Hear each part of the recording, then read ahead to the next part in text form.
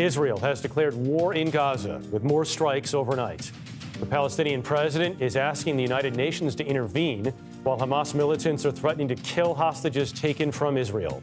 Authorities say more than 1,500 people have been killed since Saturday. Earlier in a televised address, Israeli Prime Minister Benjamin Netanyahu issued a harsh warning for the attackers, saying, quote, "All of our enemies will know that it was a grave mistake to attack Israel." He also said Israel's offensive against Hamas in the Gaza Strip had only started. The U.S. has already responded, with the Defense Department ordering Navy warships to the eastern Mediterranean on Sunday to be on standby to help Israel.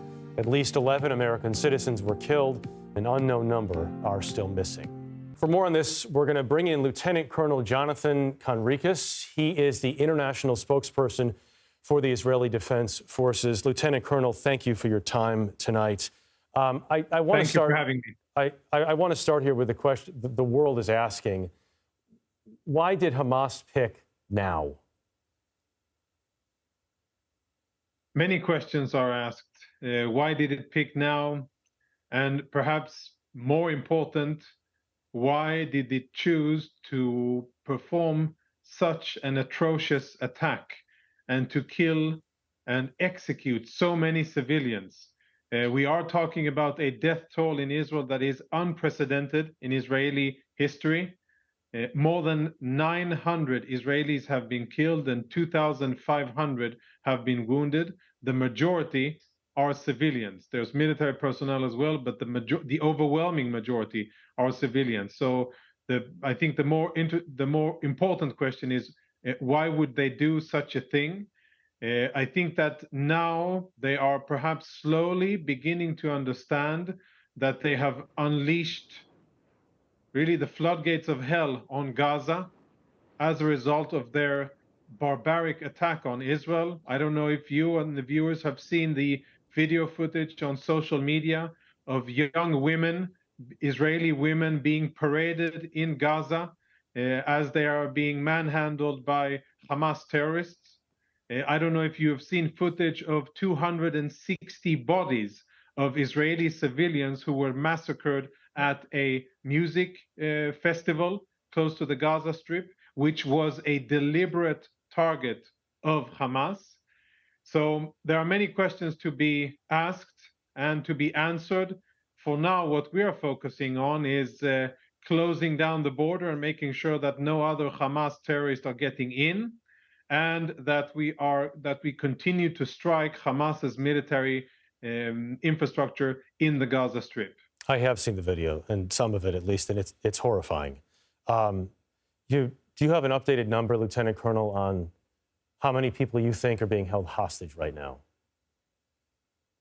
Yeah, the list is comprised of Israeli nationals, women, children, men, elderly, disabled, toddlers, and infants, as young as baby age and as old as 80, including Holocaust survivors. I don't have a final number that is cleared for publication yet, but we are talking about dozens of Israelis that are held captive in Gaza at the hands of Hamas and the Islamic Jihad. Needless to say, they bear responsibility for the well-being of this people, and they will bear the consequences of abducting them and taking them into Gaza.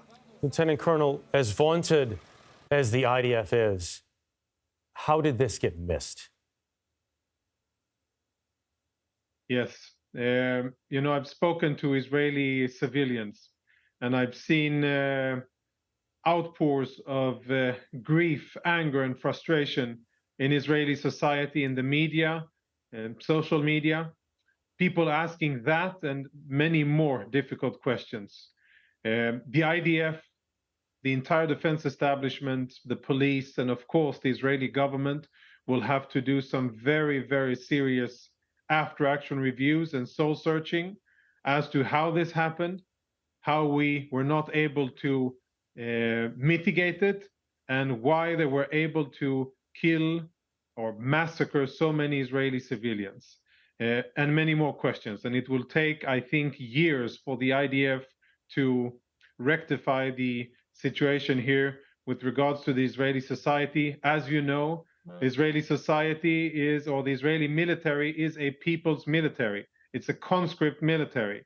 Men and women, fathers and mothers, they send their children to serve in the military, knowing that that is the organization that is responsible for defending the free and democratic state of Israel.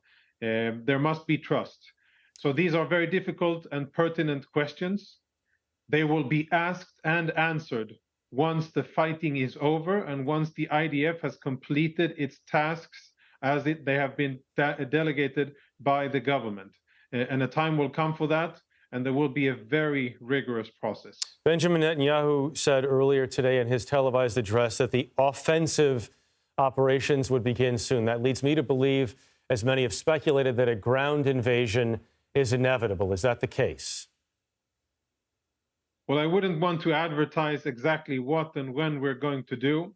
I can, however, say that we have been tasked with taking away all of Hamas's military abilities so that at the end of this war, Hamas will not have the ability to threaten or terrorize or kill Israeli civilians. We have also mobilized 300,000 reserve soldiers in a matter of 48 hours, which is the biggest and fastest mobilization of Israeli reserves ever. We stand prepared. Our troops are preparing themselves for executing our tasks. And of course, I wouldn't want to advertise exactly the tactics of how we're going to do it.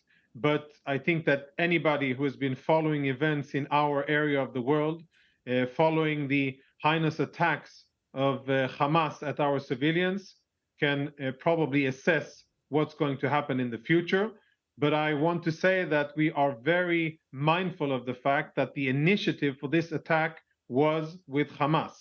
And it stands to, or reason stands, that they will probably anticipate an Israeli response, which in an event of this magnitude would likely include a ground maneuver. So this is all understood and known, and we will have to operate around that. But again, this is a different situation. We are not talking about yet another escalation between Israel and Hamas. We are at war. We have suffered the most number of casualties ever in Israeli history. And we have unfortunately found ourselves in a situation that needs to be changed fundamentally. Just very quickly, do you want Hamas gone entirely or just its military capabilities gone? Well, at this stage, we have been tasked to focus on Hamas's military capabilities. But I am sure that for the benefit of Israel and Palestinians living in Gaza, for sure, a Gaza without this Iranian proxy of terrorists would be a much, much better place. Okay. Lieutenant Colonel Jonathan Conricus, international spokesperson for the IDF, thank you for your time. Thank you.